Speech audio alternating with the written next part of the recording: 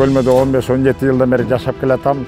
Ошо мектепте биздин жаш балдарыбыздын, окуучулар балдарыбыздын мектепте класс жетишпегендигине байланыштуу ар кайсы мектепке барып окуп кыйналышы өзгөчө кышында кыйын эле.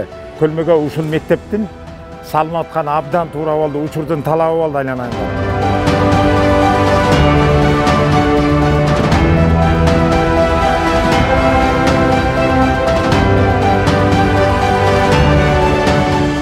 Көлмөдөгү мектепти ала турган болсок, мунун өзгөчөлүгү бул проектиси. Бүгүнкү күндө талааны мурдагы проектлерге окшош болгон жаңы типтеги проект.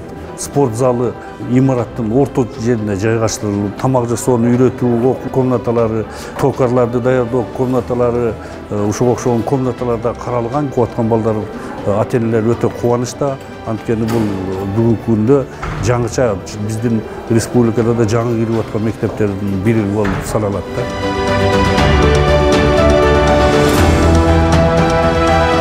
78-ci мектептен кошумча корпусун ушу 20 майда баштаганбыз. Бүт каражаттарыбыз жетиштүү болду.